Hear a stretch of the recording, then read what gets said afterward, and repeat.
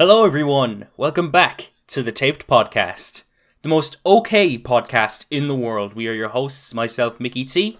And me, Nostalgia.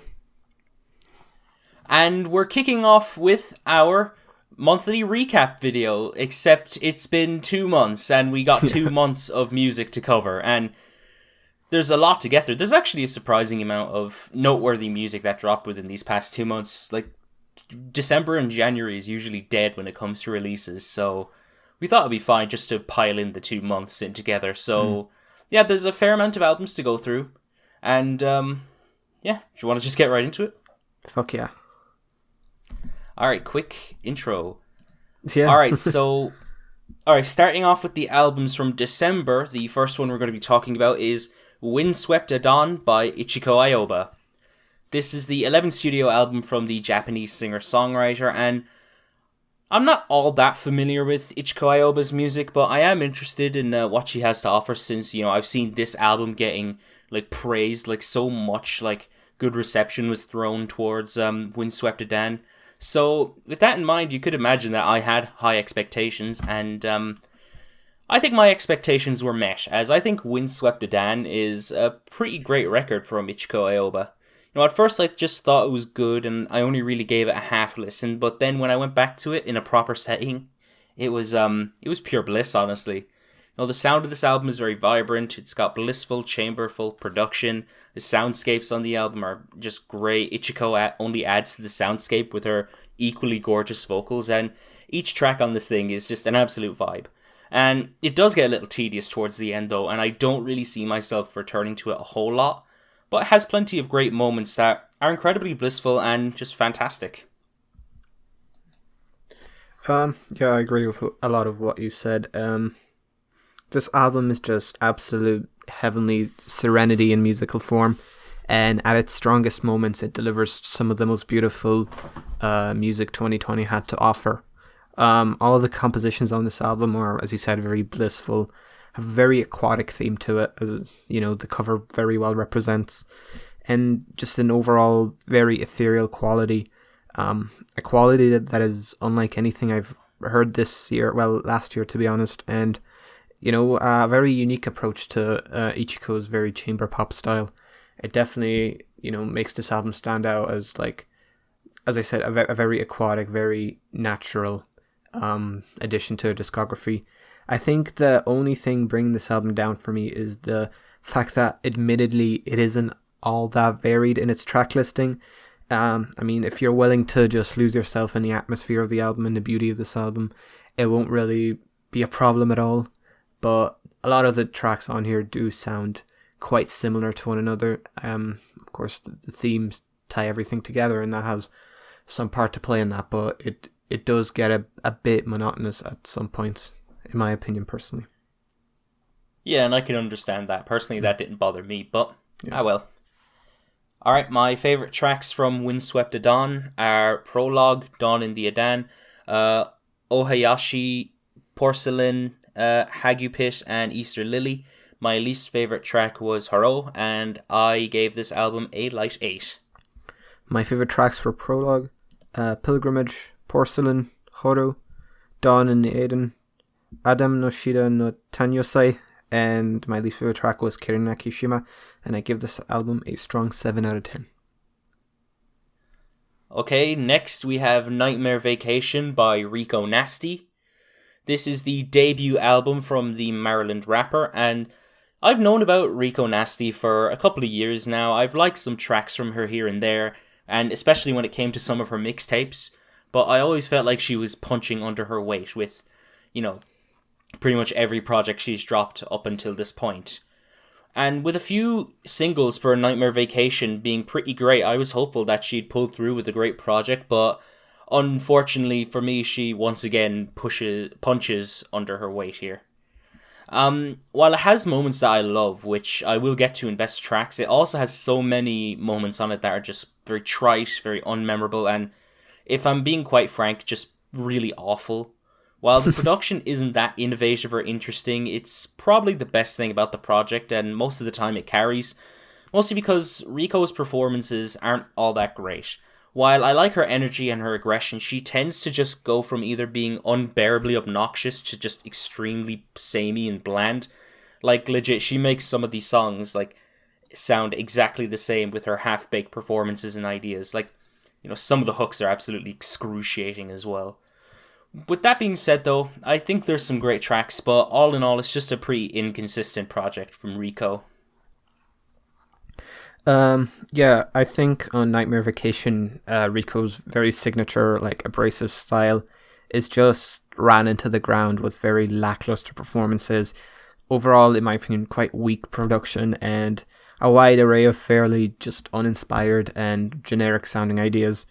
To me, it just seems like there's far too many filler tracks on here that just do nothing. They don't really stand out in any way, shape, or form. They kind of make the awkward pacing of the album even that little bit more awkward. There's just very little to hang on throughout this track listing, and it makes the already messy production and just messy feel of this album even that more confusing to get through. Rico has certainly displayed a lot of potential in her career, and just it feels to me like none of that potential is lived up to on Nightmare Vacation, and the album favors just very generic, very just abrasive for the sake of being abrasive, just styles and production, and it doesn't do anything to complement Rico's style. Alright. My favourite tracks from Nightmare Vacation were iPhone, Smack a Bitch Remix, and Oh For Real. My least favourite tracks were No Debate and Let It Out, and I gave this album a 5. My favourite tracks were Girl Scouts and Own It. My least favourite tracks were Don't Like Me, No Debate, and Pussy Poppin', and I gave this album a light 3. I was not as kind as you were. Yeah, that's the theme here. I'm more lenient and you're more harsh. That's how it's supposed to go. Yeah. Alright, next... Oh, Jesus. Next we have Weird by YUNGBLUD. This might be something we both agree on, but this is the second studio album from the UK singer, and I wasn't looking forward to listening to this album in particular because YUNGBLUD just falls into the category of avoid all cost artists and the 14-year-old emo girl core. Plus, the singles that he's been releasing recently were just absolutely atrocious. While I don't think that this album is totally awful, it's just still a bad project from him, and that's for a few reasons. Everything about this is just not reflective of the title. Nothing about this is weird, and in fact, it's just generic as fuck. The production is really bland.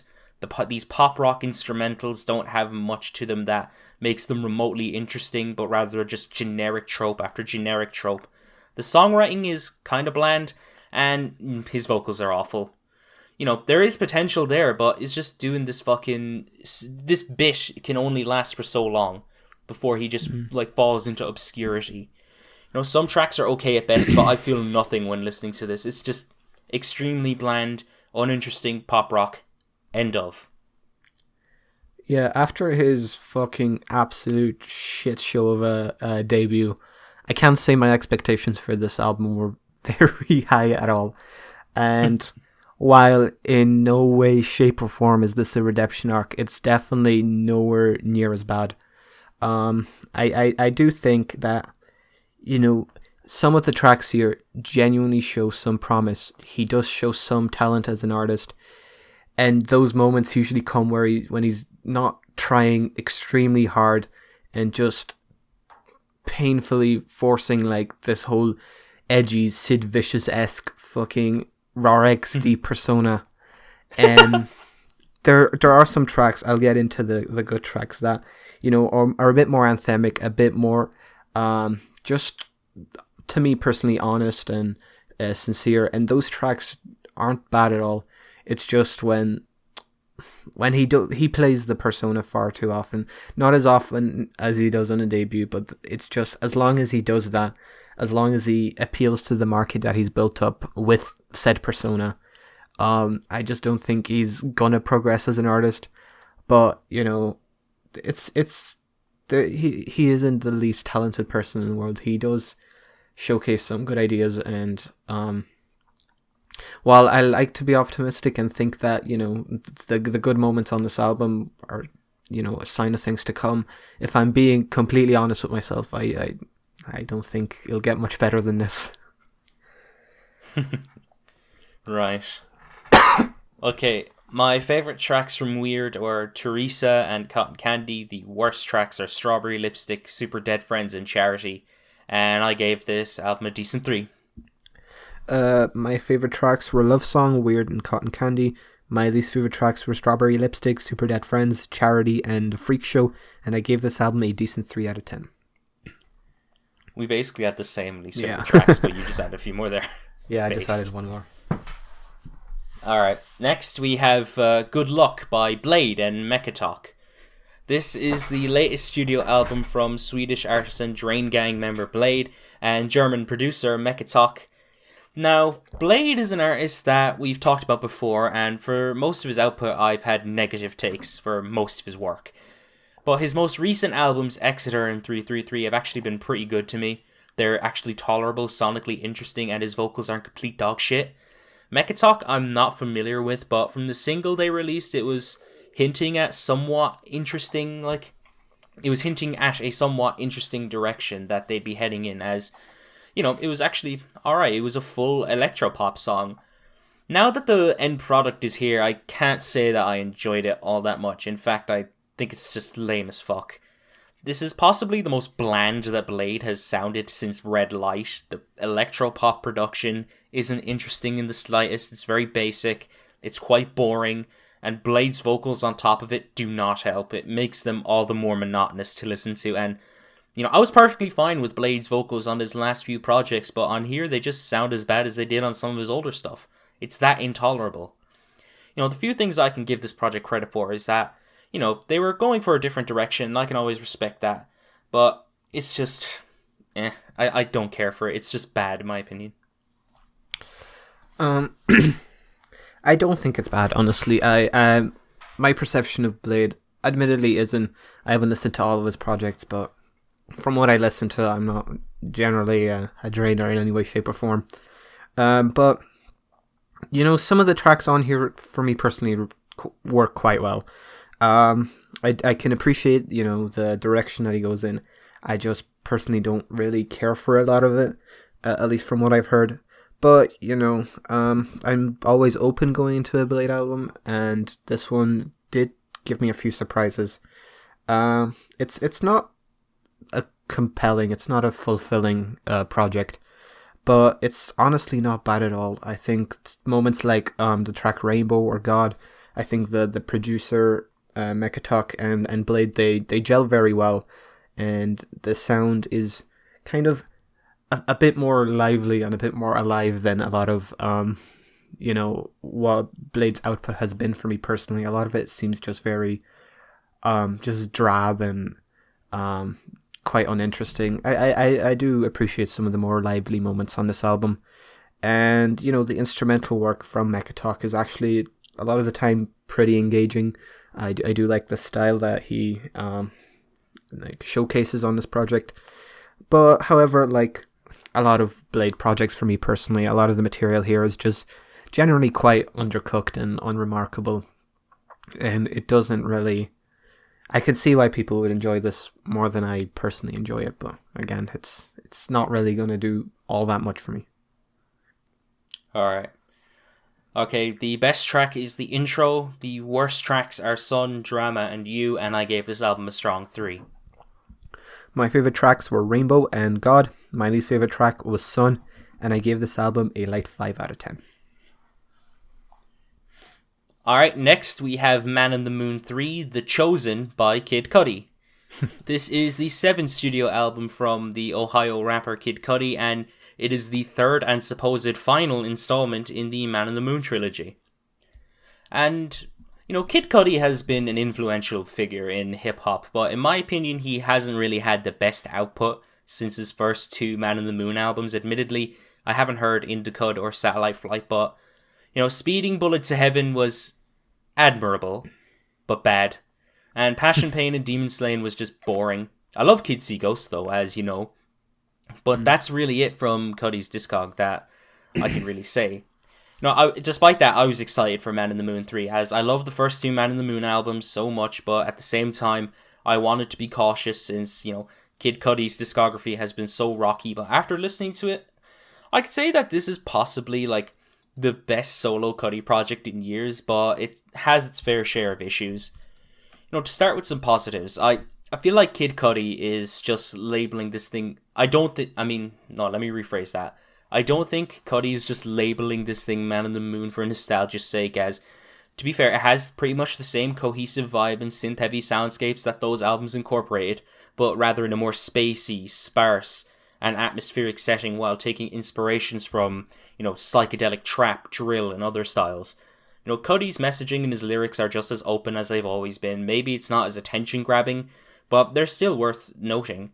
And there are some legitimately great songs throughout this album that I can definitely see myself returning to for a while. They're legitimately some of the best tracks I've heard from Cudi in a very long time.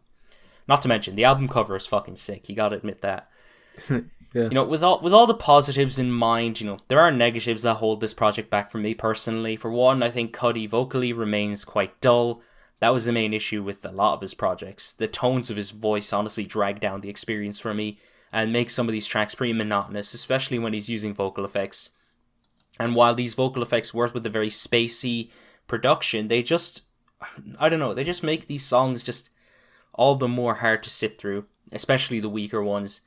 This album also suffers from being derivative. The whole sound and style of this album is just, like, blatantly influenced by Travis Scott, like, if you couldn't tell. And honestly, I feel like that's ironic considering Cudi inspired Travis, but I don't know, it just feels too much like a Travis Scott, like, bootleg for me. Like, I don't think Cudi puts his own spin on it. The features, hit or miss, I think it's a fine album on its own. I think it's pretty decent. It has some great tracks, but ultimately, I think it's the weakest part of the Man on the Moon trilogy, and it's just a bit bloated and derivative.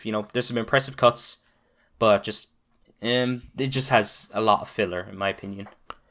This new project, I think it definitely has its moments, quite a few of them actually, but as a whole, the project just feels to me like a little bit unnecessarily dense and monotonous, and at times a bit aimless. And I do agree that he does seem to kind of lose a lot of what made Kid Cudi in favor of, borrowing ideas and sounds from contemporary artists. Travis Scott obviously stood out to me as the main one, which is, as you said, quite interesting considering, Travis was quite heavily inspired by Cudi. It all comes full circle now. But anyways, the album itself definitely, I think, fits the aesthetic of the Man of the Moon series. So if anyone is a fan of that series, I personally, I was a bit lukewarm on them. I need to revisit, to be honest, because I have opened up a bit more to Kid Cudi's style over the years. But, it definitely will scratch that itch. It definitely is comparable to those projects. But as a standalone album, I just don't think it's Cudi's strongest material. I think a lot of the moments just feel like Cudi's phoning it in, playing it safe with just some, as I mentioned before, kind of borrowed and already tried and tested sounds. And a lot of what was interesting for me personally on this project was the tracks where he kind of went for something a bit more off-kilter, a bit more unorthodox when it comes to either the production or the delivery. But unfortunately for me, there's just a little too many just kind of uninspired tracks on here. I still think as a whole the album is definitely worth a listen because the highlights aren't scarce at all. But neither are what is, in my opinion, just tracks that are neither really bad nor great. Okay. My favourite tracks from Man in the Moon 3 are The Void, Sad People, Show Out, and Mr. Solo Dolo 3. My least favourite tracks were Elsie's Baby Boy, Lovin' Me, and The Pale Moonlight, and I gave this album a decent 6. My favourite tracks were Tequila Shots, Another Day, Solo Dolo Part 3, The Void, and Lovin' Me.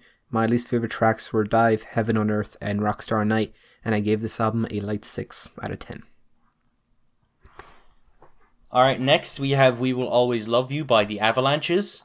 This is the third studio album from the Avalanches, and I've heard about the Avalanches, and I've seen some of their work getting plenty of critical acclaim, this one included. So, I had some high enough expectations, but after giving this a listen, I'm going to be blunt here, I don't get it. I don't see the appeal. What is so interesting about a boring, bland, monotonous, tedious, uninspired, unmemorable, unrefined, and sleep-inducing sets of glorified interludes?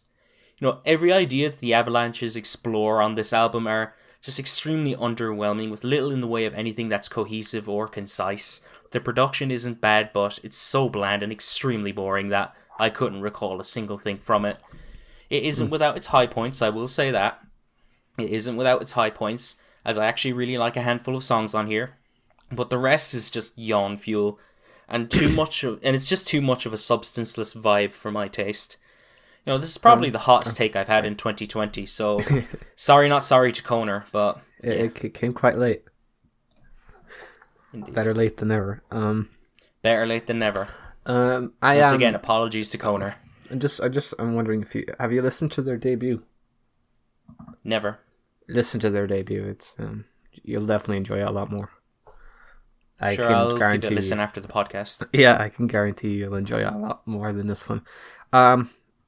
Well, this is my perspective is more from someone who is quite a fan of the Avalanches, particularly Since I Left You.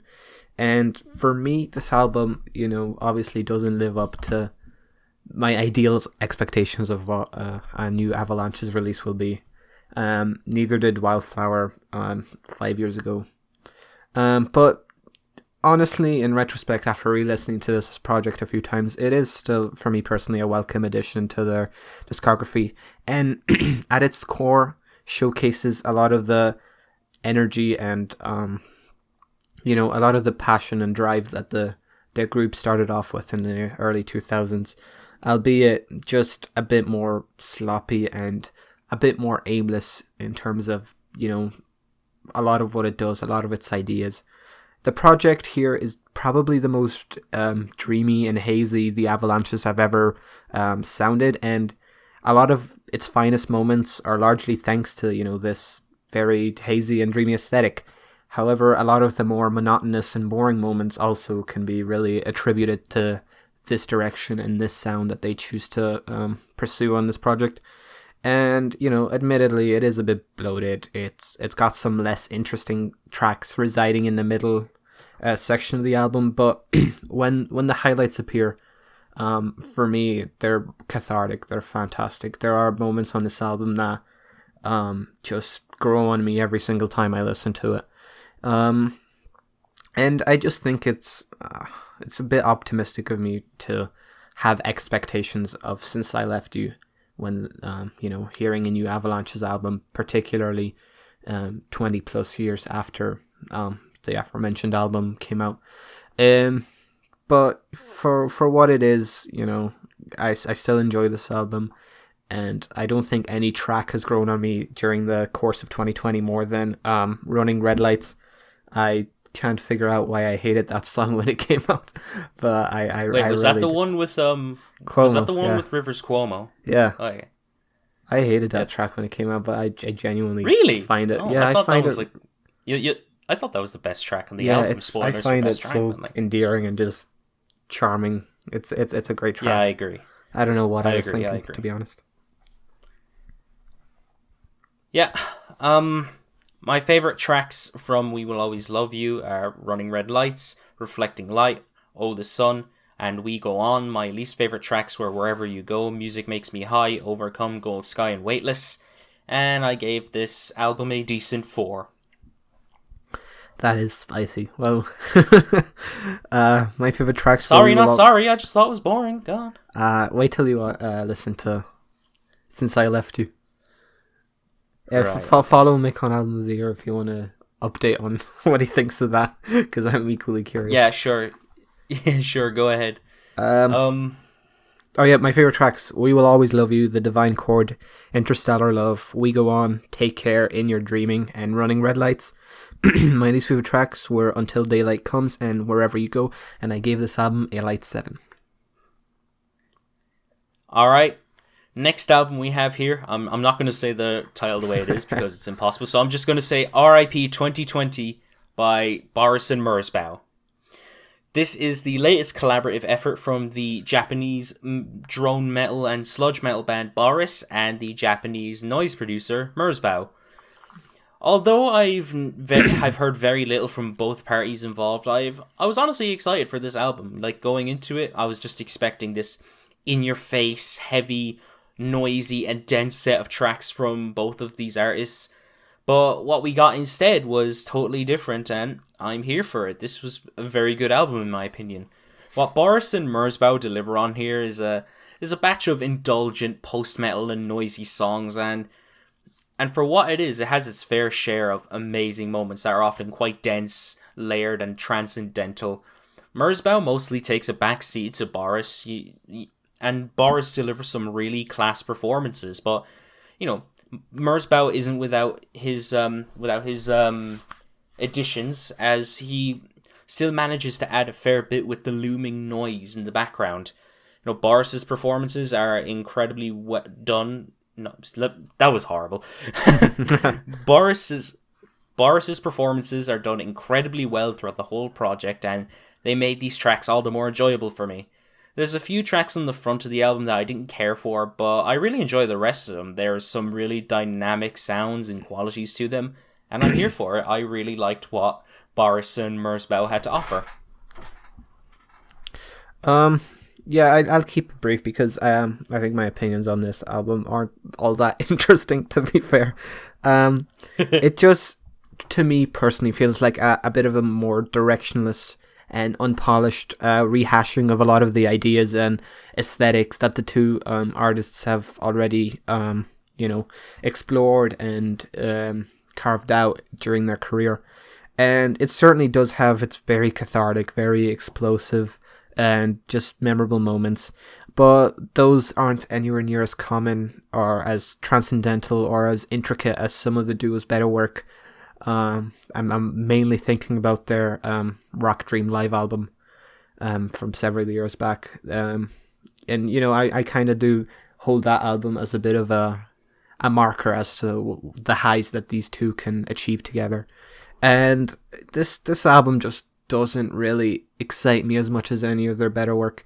It certainly doesn't turn me away or turn me off in any way, shape, or form. I'm still, here and enjoy a lot of what I would enjoy on said albums. It's just, I think the duo have worked together enough so that, I just expect a little bit more, if that makes sense. I just expect some new directions, some new ideas, but instead a lot of this just, to me personally, seems quite monotonous and a bit rough around the edges.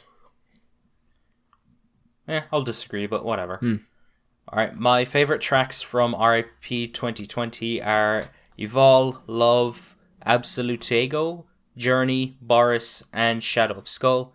My least favourite track is To the Beach and Coma. Least favourite tracks, I was going to say. And I gave this album a decent 7.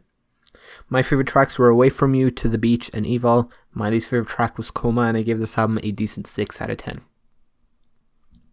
Alright, next we have Evermore by Taylor Swift. This is the 9th studio album from one of pop's biggest stars in recent memory, Taylor Swift.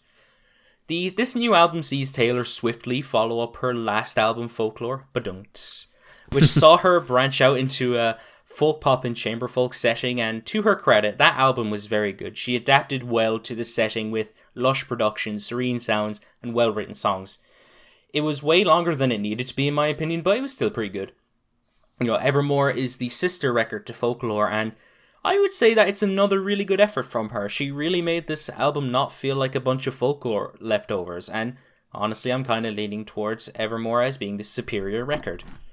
While it suffers from the same issues that Folklore did, like its length and the sound of this album getting tedious in the middle, it still has the charm and characteristics that made that album very enjoyable. Production-wise, the album is fairly serene. I love Taylor's vocals on this album. The songwriting is quite great. It's very interesting. Her craft as a songwriter is really impressive, and it had plenty of great highlights to its name, whether that be individual tracks, moments of songwriting, and even guest appearances from the likes of Haim, The National, and Bon Iver once again. All in all, I haven't really got much else to say besides that. I think Evermore is a pretty good follow-up to her last album, and I'm impressed once again. This is probably one of her best albums, and, this is a good way for Taylor to close the year off for us.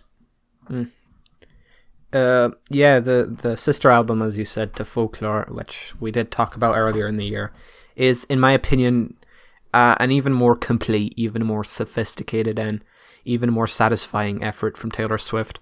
I think the songwriting here is genuinely really retrospective and gripping. The production is fantastically lush and impressive. And Taylor Swift just overall seems to be finding a really exciting new direction for her career.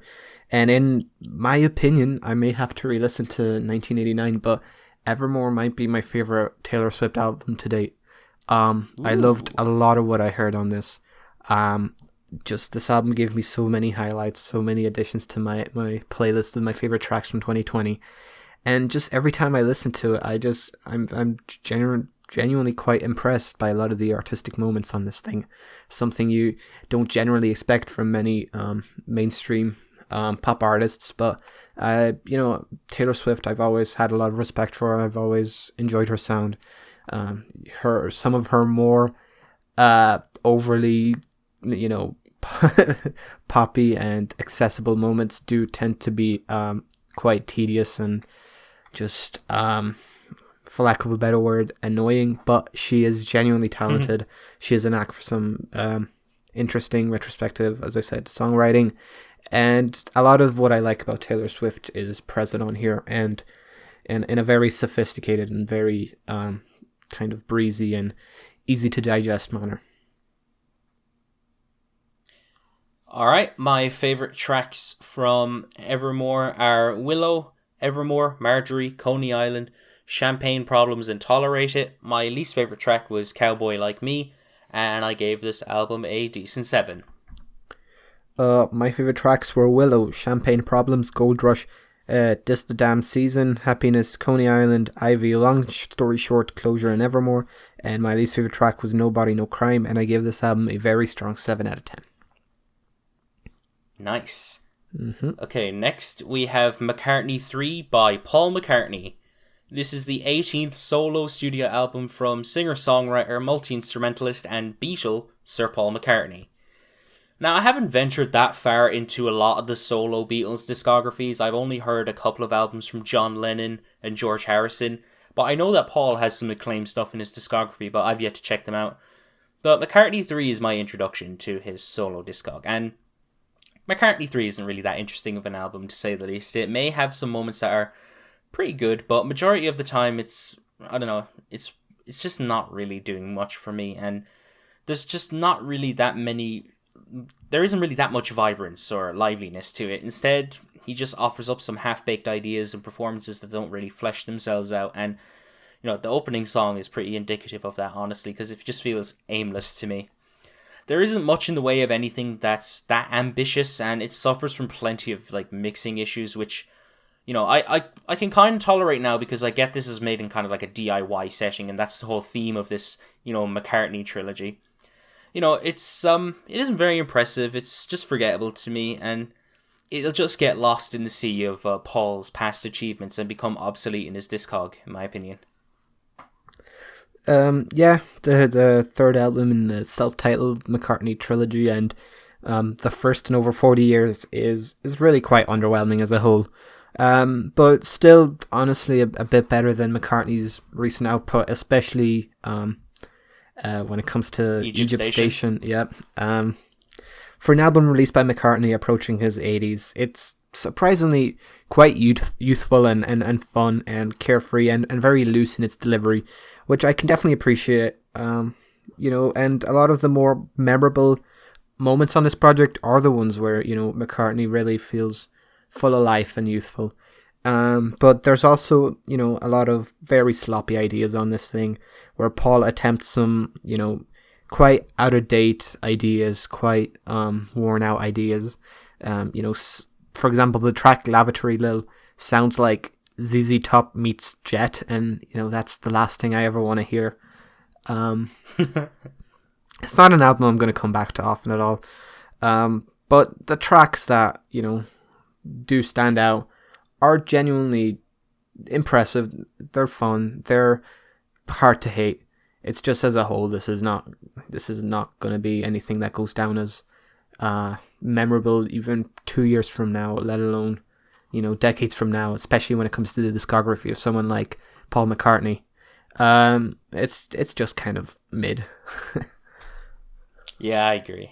No disrespect to Paul McCartney. Absolutely no. Absolute legend. All right. Absolute legend. My favourite tracks from McCartney 3 are Find My Way and Deep Down. My least favourite tracks are Women and Wives, Seize the Day, and Winter Bird When Winter Comes, and I gave this album a light 5. My favourite tracks were Long-Tailed Winterbird, Sliding, The Kiss of Venus, and Seize the Day. My least favourite tracks were Women and Wives and Lavatory Lil, and I gave this album a strong 5 out of 10. Next, we have Vice Versa and Such Things by Avenade. This is the sophomore album from the noise rock artist Avenade, who is a friend of the show. They've appeared on the podcast once or twice in the past. And Vice Versa and Such Things comes out about a year after his debut. It's a Whimsical Afterlife, which, in my opinion, was a fantastic noise rock album. That album just blends elements of shoegaze, noise rock, and post-hardcore very well, and it only made me excited to hear where Avenade could go next with his next endeavour. The singles were fantastic. Closure was one of my favourite songs of the year. And the end product is pretty good. It's really great, honestly. I think if I made my year-end list like a bit sooner, this would have probably ended up on it. Vice Versa and Such Things to me feels a lot more clean than its predecessor, a lot more pronounced in its riffs, but not in a sense where it's sterile, as his noisy intensity still maintains itself on here. But the atmosphere of this record is a lot more large, grand, and dreamy, and it blows me away when I listen to it. Avenade's style varies on this album too, with some tracks that go for a fair few different styles, whether you're talking alternative metal, stoner rock, and just some straight up indie pop, which I love. The variety is impressive. I do have one fault with the album, however. It is slightly derivative of other bands, and it's scarily accurate. Like, Are You Having Fun Yet literally sounds like a Queens of the Stone Age song. Vocally and instrumentally, there are just moments where Avenade sounds like Deftones too. And I love both of those bands, but it's just kind of distracting, to be honest, and it just kind of makes me want to turn on some Deftones or Queens of the Stone Age. But besides that, the highs on this album are incredibly high. I've listened to this album a lot since it came out, and I can't wait to see what Avenade does next. Avenade's sophomore season crafts some of his most complete, most memorable, and definitely some of his most dense songs today. And as well as that, it contains a lot of the most just emotionally heavy and complete tracks that Matt has ever put together. I still think as a whole, I do prefer the kind of structured chaos of It's a Whimsical Afterlife. And overall, that is probably still my favorite Avenade album. But, the highs on Vice Versa, nothing on that album really compares to tracks like John Frusciante and Closer in particular. The moments, there's moments on here that are just mind-blowing. They're just spectacular. Avenade is really, on these moments, clear to me that he's really just growing and developing into one hell of an artist. I'm really excited what the future holds in terms of his music, because early on into his career we've gotten 2 albums and 2 great albums at that. But yeah, it's a great record overall. Not my favorite Avenade project, but the highs here are nothing else compares in his discography.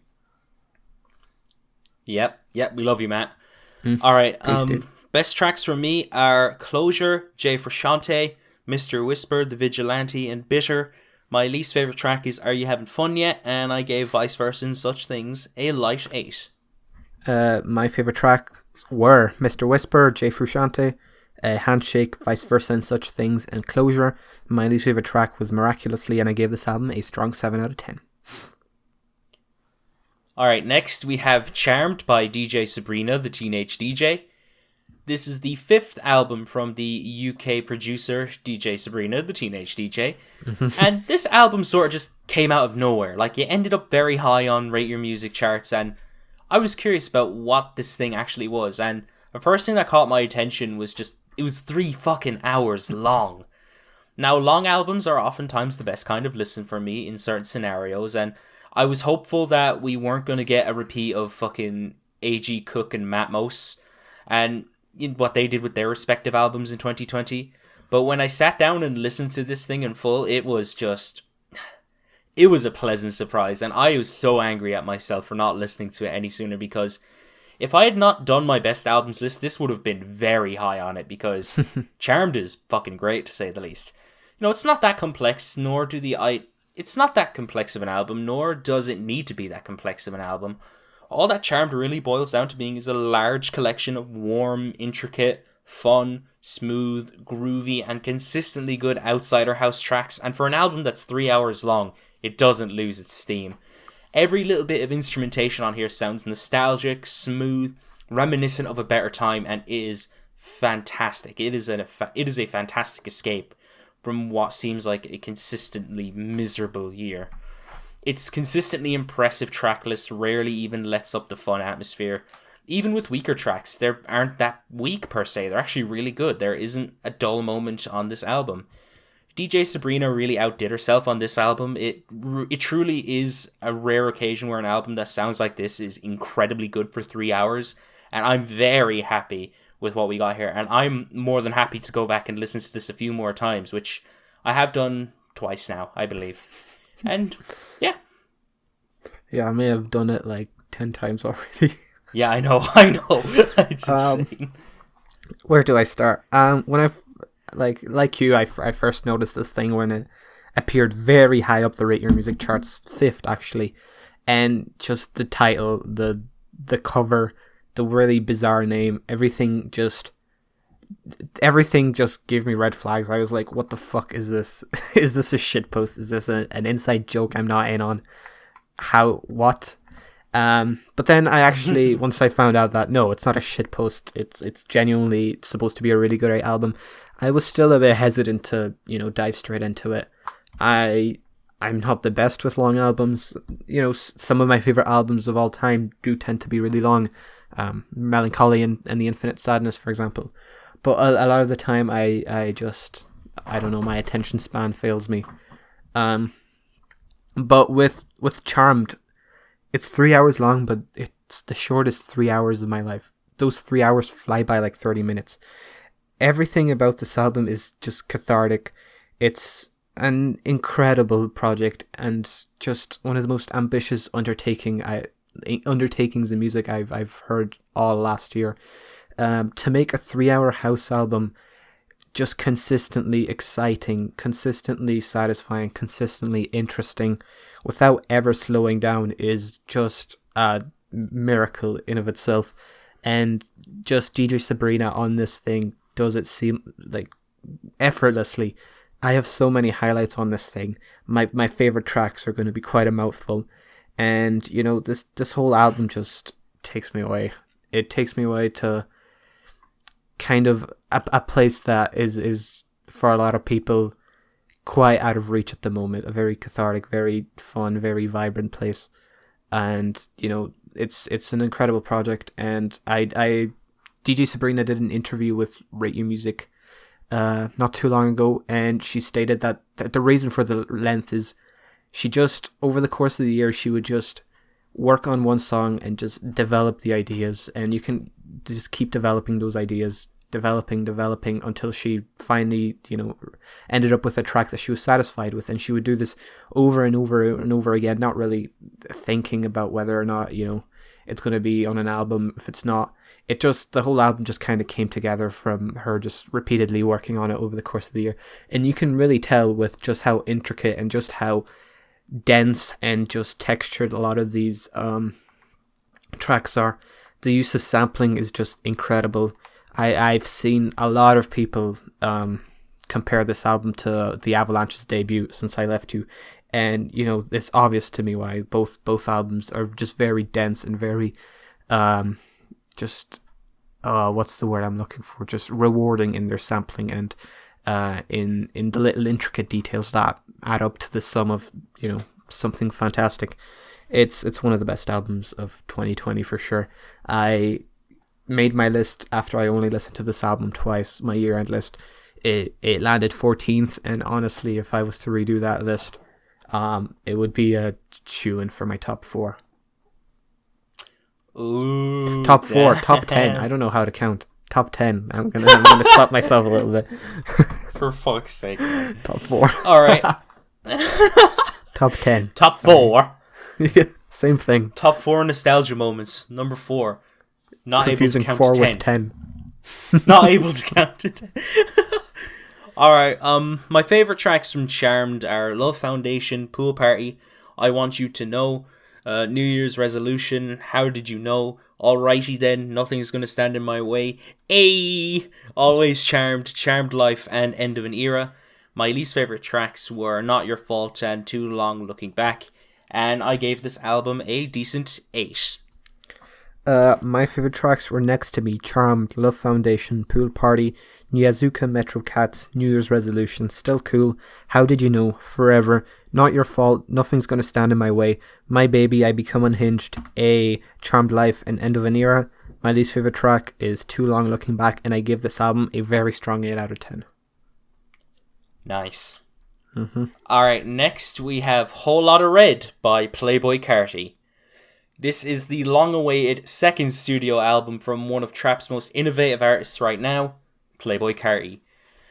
Now, I have a bit of a love-hate relationship with Playboi Carti's music. Couldn't stand the guy's stuff when I first heard it, but over a while it's grown on me and I love the shit out of Dial It, which is easily one of the best trap albums I've ever heard. You know, after numerous moments of Carti teasing, getting his music consistently leaked, and the Mario Judah thing, a date was finally confirmed for Christmas Day, and Ugly Art was released, and confirmation that Kanye West was executively producing this. When Whole Lotta Red came out, it was possibly the most polarizing album release I've ever seen, with so many people just automatically dismissing this album and calling it trash, and, you know, others praising it for being out there in nature. Where do I sit, though? Well, after a few listens of this thing, I can confidently say that I really like Whole Lotta Red. It's nowhere near Carti's best, but it's a bold effort from him for sure. It isn't perfect. The first half isn't great. It has its moments that are hard to sit through. It's bloated. Some of the mixing isn't good, although I know that's intentional. And I can tell it was a little bit rushed, but it has so many moments that I love and so many moments that are incredible.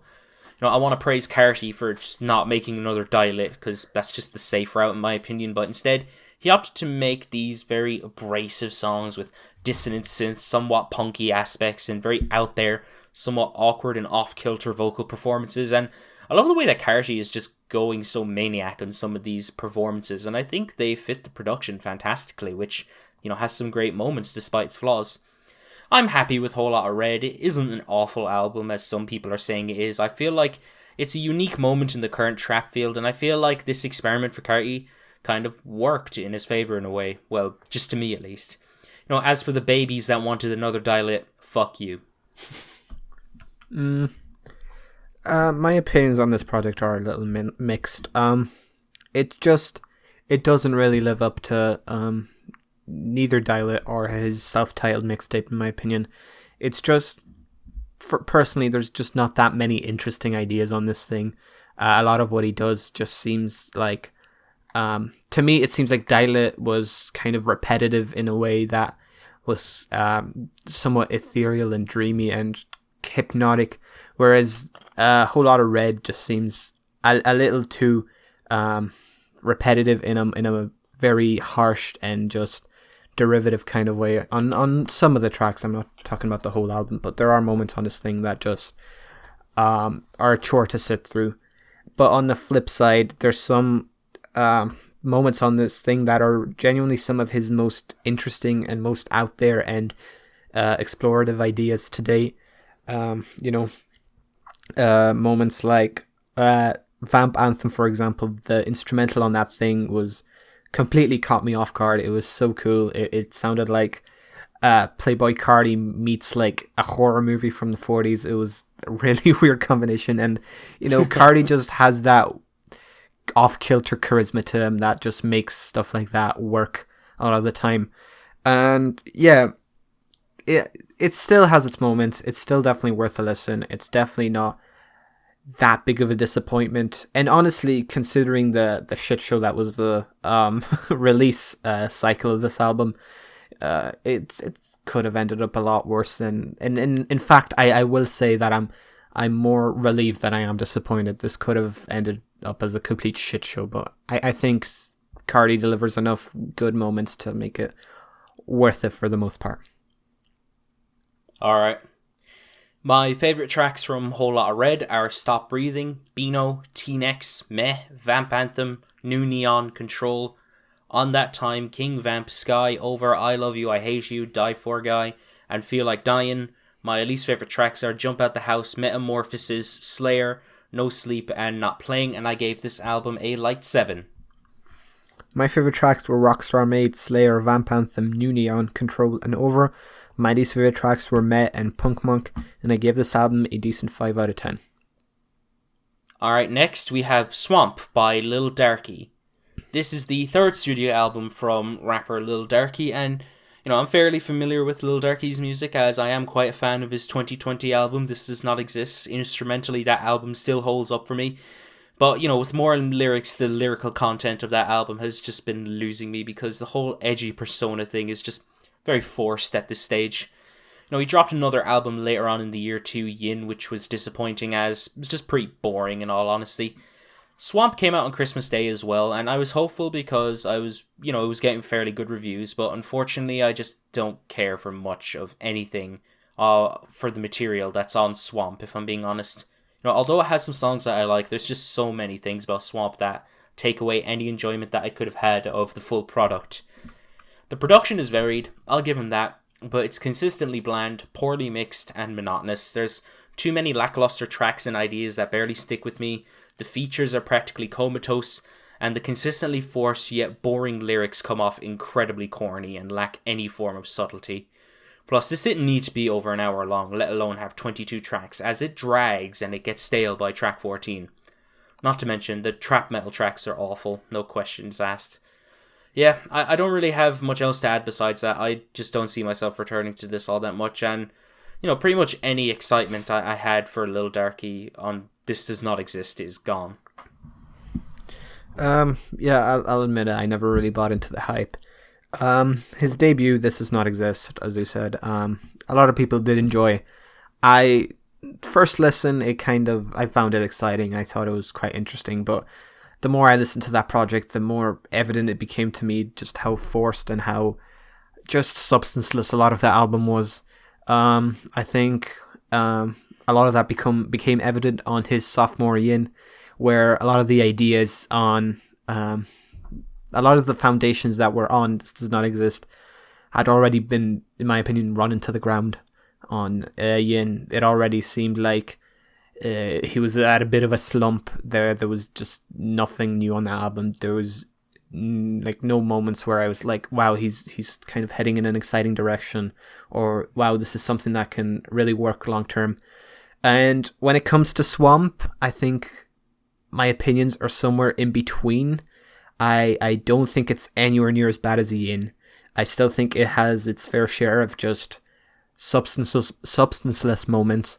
But there's really also not that much exciting about it. I did initially find a lot of This Does Not Exist to be quite exciting, and it gave me a bit of hope for the future when it comes to Lil Darkie, but this just doesn't really do either. It doesn't disappoint, it doesn't excite. A lot of the album just seems very bloated and unmemorable. It seems like some of this project is a little too ambitious even for Darkie. I feel like some of what he tries on here, he's not entirely sure of himself. It feels like it's far from his most confident and most what's the word? Just fulfilling albums. And it's just not. There are moments on this thing that, really do showcase a bit of a, for lack of a better word, mature side to Darkie. His music has, quite notoriously been a little like, haha, so edgy, woohoo, transphobic slurs, whatever. I think there's a lot more maturity on this album than on previous releases, but as a whole, I think that maturity is a little thin, and this whole album just doesn't really do all that much that excites me. Yeah. My favorite tracks from Swamp are I Can See Clearly, Incredible Insurrection, I Don't Know, and The Credits. My least favorite tracks were Sound of Grinding Sound of Grinding Politician's Skull into a Fine Powder, La La Underbelly, Fried Egg, Piggy, and Noise Inside My Head, and I gave this album a strong 4. My favorite tracks were Swamp, Comfort in Discomfort, Incredible Insurrection, and I Don't Know. My least favorite tracks were How to Rob a Bank and The Kids Are All Retarded. I give this album a strong 4. Very poetic, Darkie, very poetic. Oh, Jesus Christ. Alright. Next we have Brass by Moor Mother and Billy Woods. This is the latest collaborative record from poet, musician and activist Moor Mother and rapper and half of Arm & Hammer Billy Woods. I'm not very familiar with a lot of Moor Mother's work. I know she's appeared on Arm & Hammer's last album, Shrines, but outside of that I don't know much about her. In contrast with Billy Woods, I am fairly familiar with him, as I was big on his Hiding Places record with Kenny Siegel from 2019, and I've heard a few things from his duo with Elucid Arm & Hammer. You know, going into Brass, I was sort of aware of what I was getting, but kind of not really, as, you know, I feel like Billy Woods normally raps over these abstract and experimental beats, but I was curious about what Moor Mother would put forward for both of them. You know, Brass is a bit of a difficult record to talk about at a first glance, as it's relatively unconventional hip-hop, and it sounds pretty experimental and abstract. Production-wise, Brass is a piece of like this stark, abstract sounds with some jazz undertones and atmospheres that give off a sense of unease and dread. Moor Mother and Billy Woods bring out the best in one another, and the guests add plenty to both the sound palette and the themes. I think that Moor Mother, like I said, Moor Mother and Billy Woods really bring out the best in one another with lyrics that have these deep-rooted and brutal meanings behind them that are delivered in such a way that come off very chilling, and flows that come off like they were well thought out in the context of the content that both artists were delivering through their dark lyrics. You know, plenty of tracks on here give off this unease through both of these elements, and all while remaining eclectic with its sounds and mixes. There isn't really much else I can complain about with Brass in terms of what Moor Mother and Billy Woods do sonically and lyrically, but the one complaint I have is that there's a few tracks at the front of the album that I don't really find all that engaging in terms of production. The lyrical focus is great, but they feel off to me for some reason. Besides that, I think that Brass is a pretty great album for what it is. It's another one of those cases where if I had done my year-end lists, if I heard this before I'd done my year-end lists, it probably would have ended up on it. But yeah, that's all I'm going to say. You know, from a technical and conceptual standpoint, it's hard not to appreciate what Moor Mother and Billy Woods produce on Brass. And at its finest and most well-executed moments, the material here is simply fantastic. But for me personally, there's just some tracks on here that are a bit too dense and a bit too oversaturated to match the very atmospheric highs of some of my favorite tracks. And personally, I think there's a bit of inconsistency when it comes to some of the flows. A lot of them I found to be really captivating and entrancing, but there were some, oftentimes from the features, that I couldn't really latch onto. They seemed a little out of place for me. And as a whole, this project is definitely enjoyable, and it definitely showcases a lot of talent, a lot of chemistry between Moor Mother and Billy Woods. But ultimately, it's just not really something I'm going to return to very often. I do see where a lot of the praise is coming from, but personally, it's not things that really I latch onto personally. I said personally like 3 times in that sentence.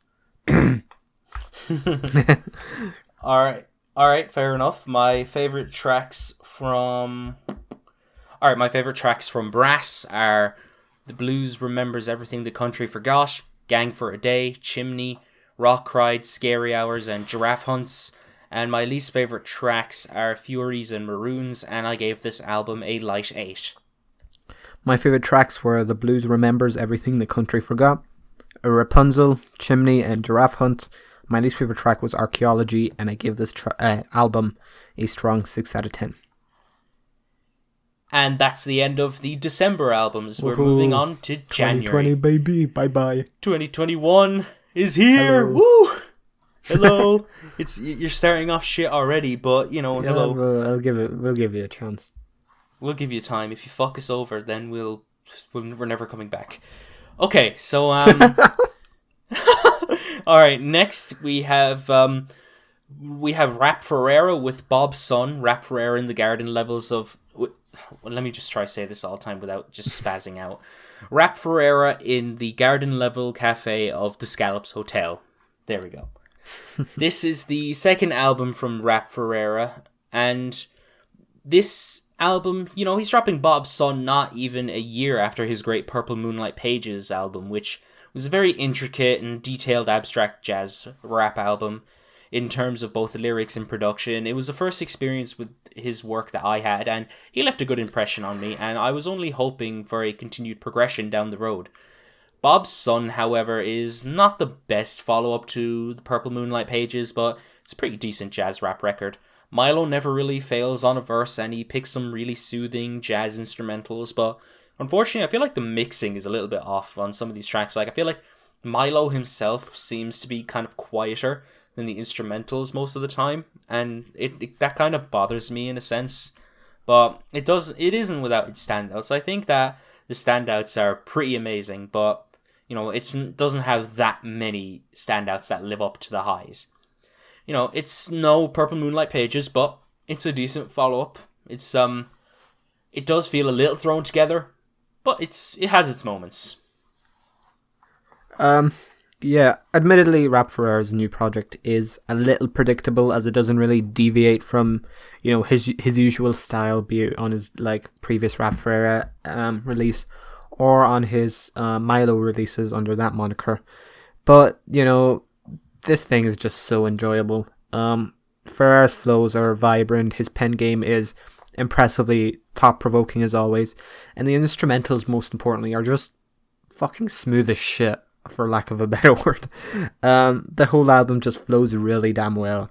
It never really blew me away, but as a fan of Ferreira's and previously Milo's work up to this point, it just seems to me like yet another helping of what he does best. Everything is tied together well, instrumentally, thematically, lyrically. I think the production, it's not, it is quite safe. But that being said, it does match the vibe and the aesthetic of Ferreira's flows perfectly. I think both of those things are very just smooth. I already said smooth, but smooth and crisp and very just suave. It's a very enjoyable album. It's not going to go down as one of the most ambitious projects I've heard. But just the sheer amount of fun I had with this thing is hard to ignore. It's also it is quite concise, and I think that works in its favor. All right, my favorite tracks from Bob's Son are Red Guard Snipers, Bobby's Digital. Oh, fuck's sake, man. Bobby Digital's Little Wings and Rejoice. I need to stop doing this, for fuck's sake. My favorite track. I'm on worst tracks. I forgot. All right. You better. All right. Worst tracks are Sips of Ripple Wine and Abominus Manifesto, and I gave this album a decent 6. My favorite tracks were The Cough Bombers Return, Red Guard Snipers, Sips of Ripple Wine, Bobby's Digital, Little Wings Rejoice. And my least favorite tracks were Battle Report and Abominus Manifesto, and I give this album a light 7 out of 10. Alright, next we have Welfare Jazz by Viagra Boys. This is the sophomore album from the Swedish post-punk and art punk band. Now, prior to this, I've never heard of Viagra Boys, so I'm not familiar with a lot of their music, so I didn't know what to expect from this album. And my thoughts on this are actually quite short, because I don't really... I think it's okay. I don't think it's amazing.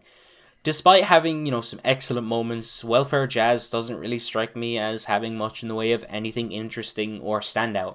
Many of the ideas that the band explore on here aren't fleshed out to their full potential, and much of the instrumentation meanders way too much for my liking. I'm not too keen on the vocals either, since they just come off like a gimmick with the country twang, and most of the songwriting isn't even that interesting to me. I might have just started on the wrong Viagra Boys album, but I didn't dig Welfare Jazz, unfortunately.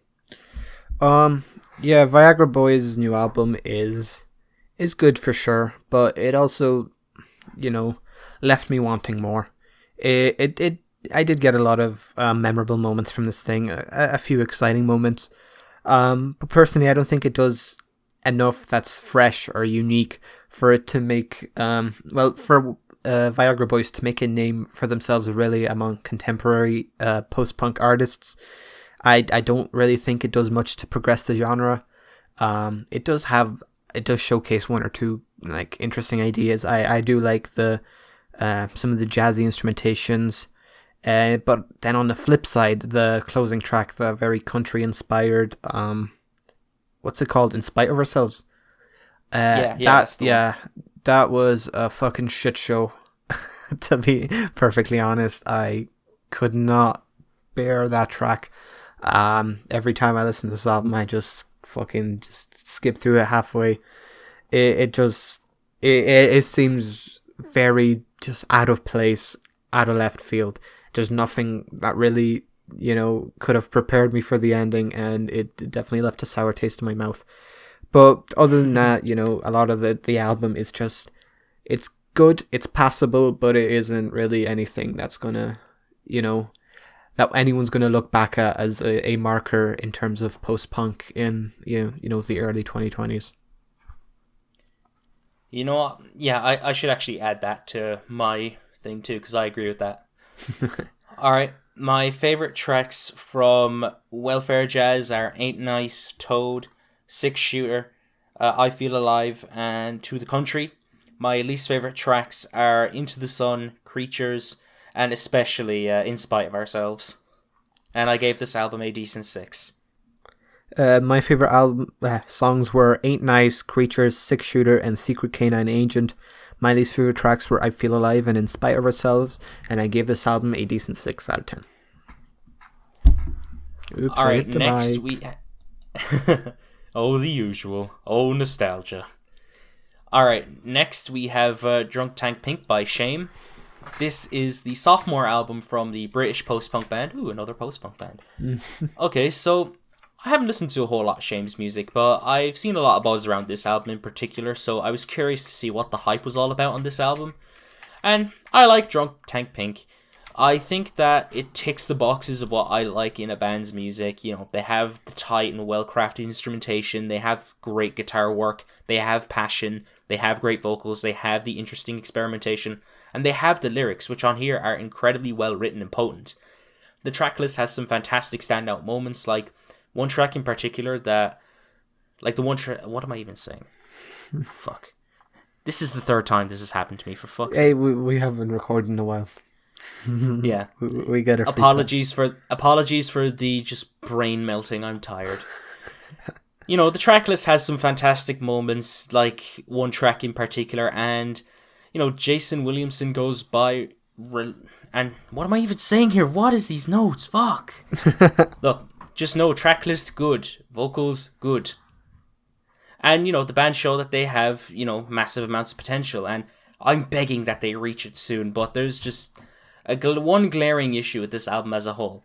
It's derivative, it's pretty uninventive, and I say derivative of other post-punk bands, like, they seem to make themselves, like, not stand out in the post-punk scene whatsoever, with plenty of tracks that feel just so ordinary in the grander scheme of the genre, and I can hear hints of bands like Idols and Parquet Courts, just to name a few. It's a good album. I love a lot of tracks on here, especially Born in Luton, which I think is amazing. But besides that, it doesn't stand out in the whole scene, and I hope that they can flesh out their own sound soon, because there is massive amounts of potential here. Again, my opinion on this album is kind of similar to Viagra Boys and Welfare Jazz, in that Shame does make some great tracks on Drunk Tank Pink, but the album as a whole doesn't really push the post-punk genre anyway. anywhere that, other contemporary artists like Fontaine's DC, Idols, or Protomartyr already haven't. There's tracks on this thing like Nigel Hitter or Born in Luton or Snow Day, and those tracks really do solidify the fact that Shame are a talented band with a lot of potential. But there's just plenty of tracks, especially on the back end of this thing, that just seem very derivative, very similar to a lot of tracks from a lot of contemporary artists. And just the genre of post-punk has just become a little oversaturated in the last few years. And I think, yeah, I can agree. Yeah, I think bands really have to not necessarily to stay afloat, because Shame are still a good band. This album is still good, but to really push the album over the line and make it as memorable as some of the finer albums from the aforementioned bands, I think the sound needs to be progressed a little. I think Shame doesn't really do that all that much on this project. An example of an album from the last 2 years that does this is Pottery's album from last year. I really loved the very vibrant direction they took the post-punk sound into. Reminded me of a lot of Talking Heads stuff meets a lot of Devo even. It's just a very interesting album, and I think just this album just lacks that progression of the genre, in my opinion. Yeah, I agree. Okay, my favourite tracks from Drunk Tank Pink are Born in Luton, which is amazing, Snow Day, Human for a Minute, and 6 out of 1. My least favourite tracks are March Day, Harsh Degrees, and Station Wagon, and I gave this album a light 7. My favourite tracks were Nigel Hitter, Born in Luton, March Day, and Snow Day, and my least favourite tracks were Human for a Minute, and I gave this album a strong 6 out of 10. Alright, next we have Spare Ribs by Sleaford Mods. This is the 11th studio album from the UK punk and spoken word act, and I only found out about Sleaford Mods about 2 weeks ago from the select tracks that I heard, and I found their music to be pretty entertaining, and it's probably the most British thing I've ever heard in my life. So, when I found out they had a new album around the corner, I was kind of excited. Spare Ribs, it's pretty decent for the most part. It's pretty simplistic in terms of its synth-driven post-punk instrumentals, alongside Jason Williamson's spoken word ramblings about the UK setting in a satirical fashion, which to me is the selling point for Sleaford Mods. I like a lot of the tracks on this album. I love a lot of the satire from Williamson, and the minimalist synth punk production is just pretty good for the most part. But I feel like the album is held back by how one note the album is. Like there are just some tracks that just get monotonous from hearing the same delivery, the same repetitive beat, and the same kind of song structures. It gets kind of boring. I suppose I should give another Sleaford Mods album a go, but for now I think Spare Ribs is a pretty decent outing from them. Also, I only noticed now that I have fucking Williamson's name in the fucking Shame album too. That was a mistake on my end. I don't know how the fuck that happened. Yeah. Spare Ribs doesn't really cover any new ground thematically or sonically for Sleaford Mods, and if you're a fan of their style and previous efforts, there's probably no reason for you not to enjoy this. But if you haven't been won over already, I cannot think of a single thing that will win you over on this thing that wouldn't have on previous releases. I will say, above all else, the thing that stands out negatively to me here is that the production is a little hit or miss. There's moments where the production is either just too skeletal and the tracks come off as a bit awkward because of it. Yet on the flip side, there's also moments where the production seems a little too weirdly polished and cleaned up, especially when it comes to the mixing on the vocals, and it really takes away a lot of the raw energy that makes Sleaford Mods. Otherwise, it's still an enjoyable album for a lot of the reasons other Sleaford Mods projects are enjoyable. You still get the same tongue-in-cheek attitude and commentary. You still get everything you'd expect from Sleaford Mods, basically. Alright, my favourite tracks from Spare Ribs are Glimpses, Thick Ear, Out There, Mork and Mindy, and I Don't Rate You. My least favourite tracks are Shortcomings and All Day Ticket, and I gave this album a light 6. My favourite tracks were Shortcomings, Top Row, Mork and Mindy. My least favourite tracks were Out There and All Day Ticket, and I gave this album a light 6. Alright, next we have Cheater by Pom Poko.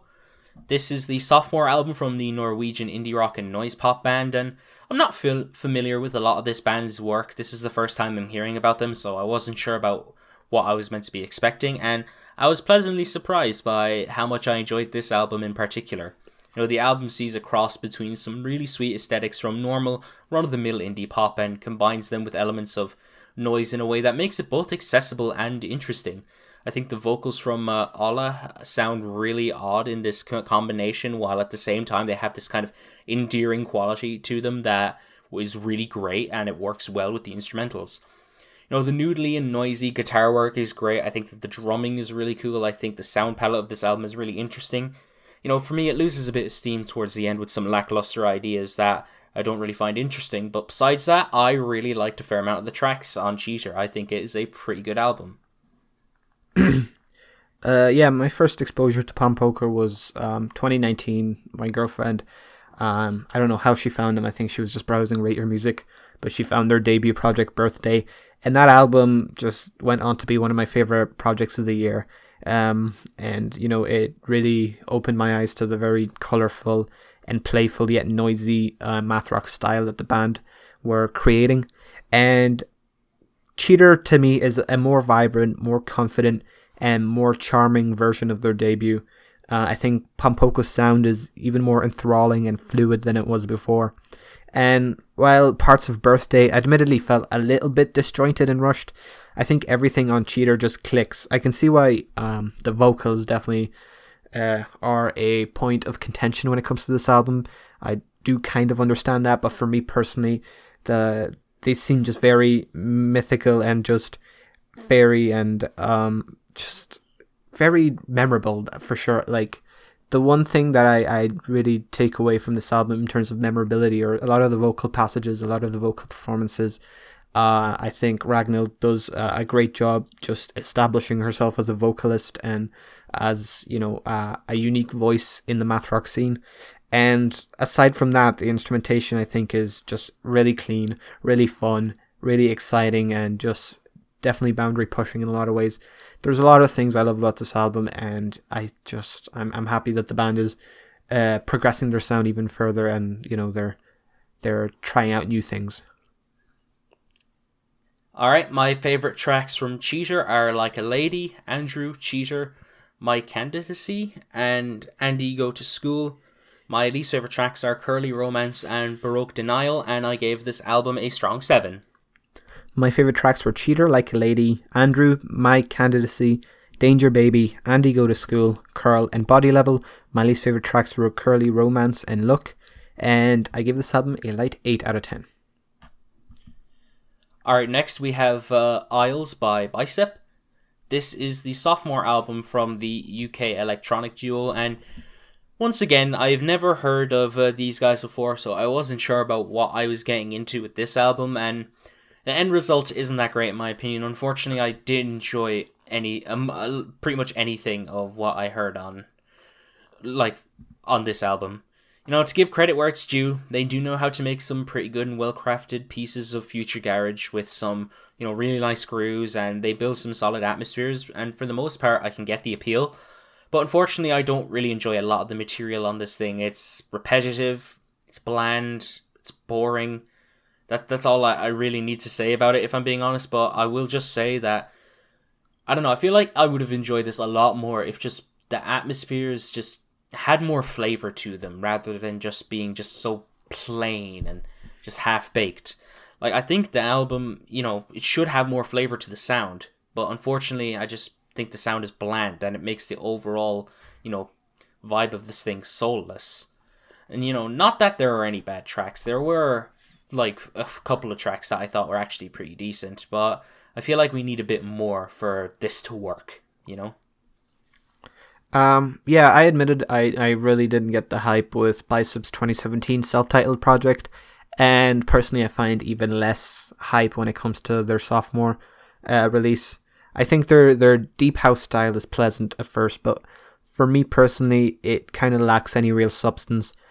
Something that doesn't really feel evident when listening to a single track of this project, but rather when listening to the full project, track after track, it does kind of become evident that there's not a lot here that's really unique. There's not a lot that deviates from their set formula, and it doesn't really provide anything exciting or impressive in the end. I do think there's potential here. I thought there was potential with their debut. I'm somewhat excited to see where they take their sound, but for me personally, this doesn't do much. Yeah, my favourite track was Lido, my least favourite track was Saku, and I gave this album a decent 5. My favourite tracks were Atlas and Saku, my least favourite track was Fur, and I gave this album a strong 5 out of 10. Alright, moving on to the last few albums that we have to cover, we have OK Human by Weezer. This is the 14th studio album from the iconic power pop and alt-rock band Weezer, and I've already done a full-length video on OK Human, and Nostalgia has too, so I imagine we're going to keep our thoughts brief here. You know, everybody knows that Weezer haven't got a great discography, and that they're never going to be as good as they were in the 90s, and I'm not looking for them to return to that sound. I just want an album that has some substance to it, with passion, all while sounding like Weezer at the end of the day. And with OK Human, we get that. It's easily one of Weezer's best albums for me.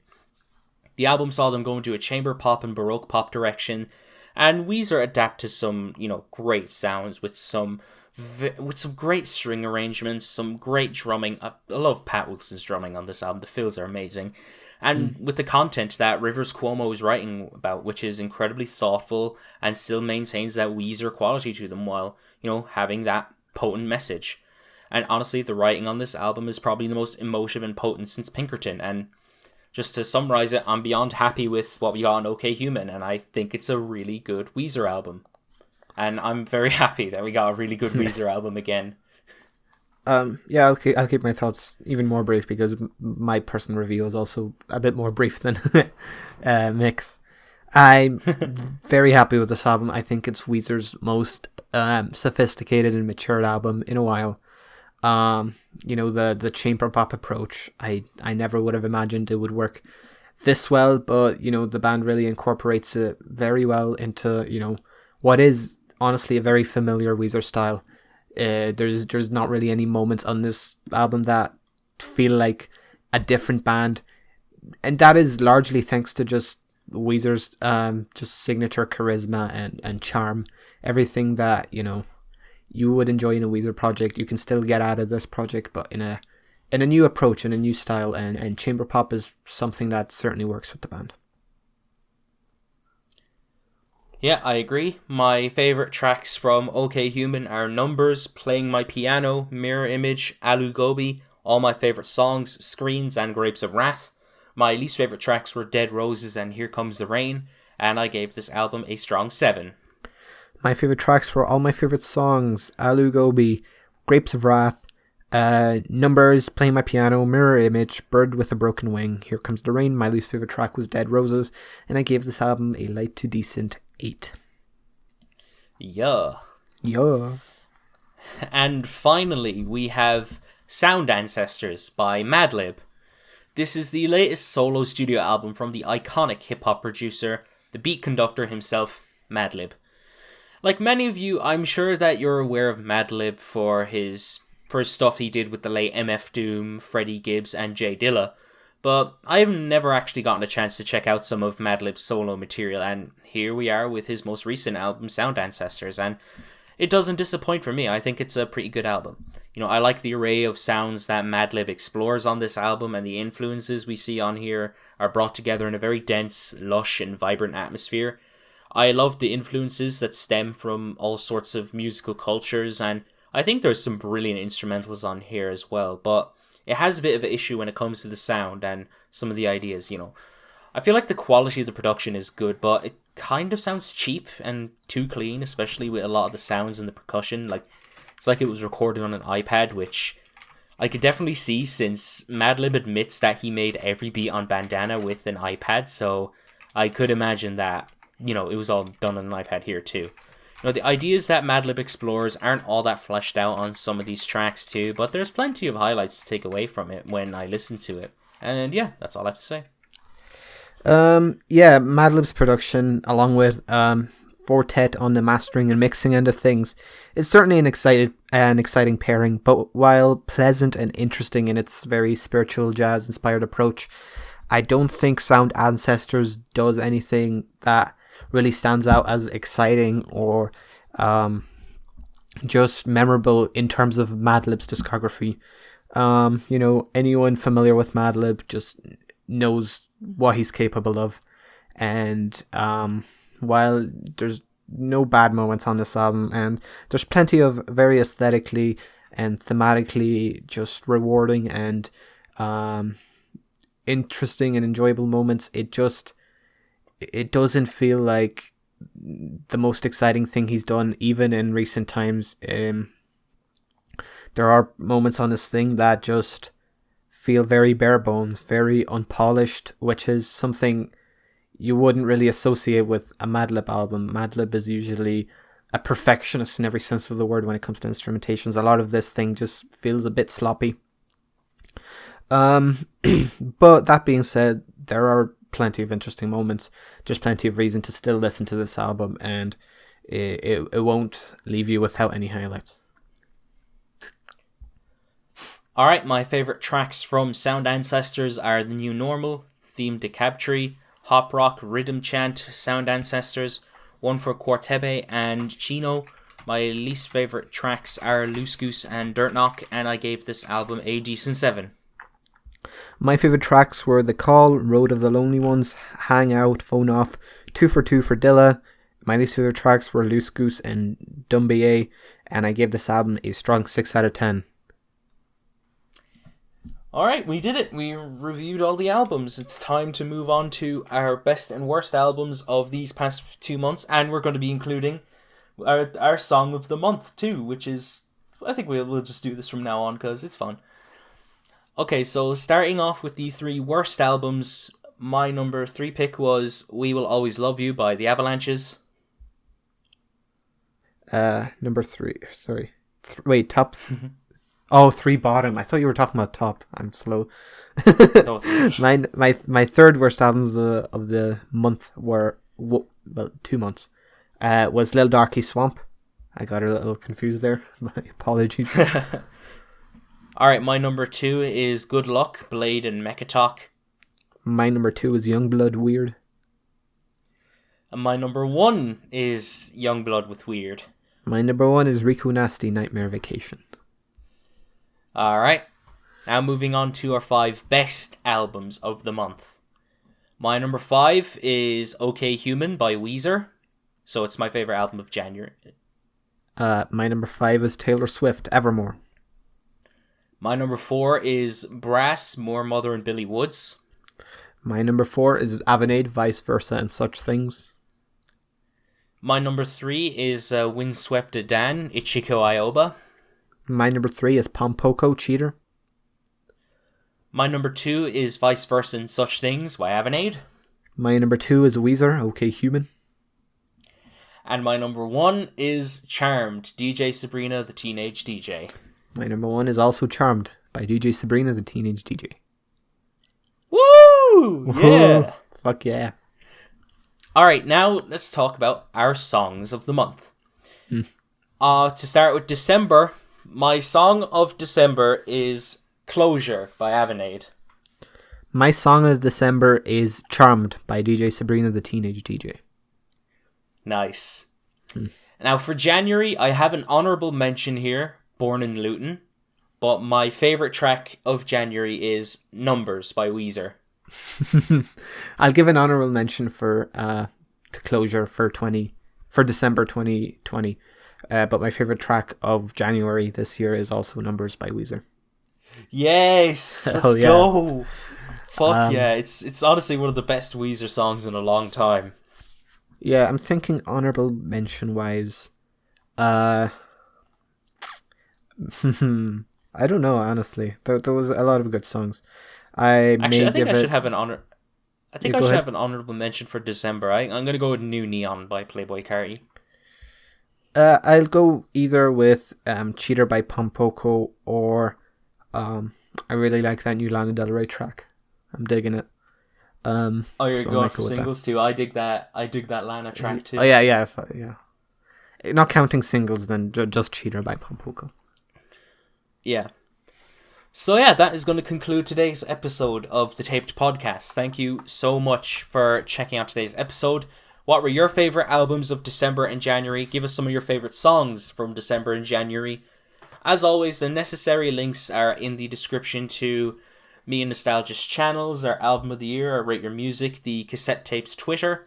You should check out our reviews for OK Human, and if you want more in-depth thoughts on them. And yeah, I've been Mickey T. I've been Nostalgia. See ya. Peace.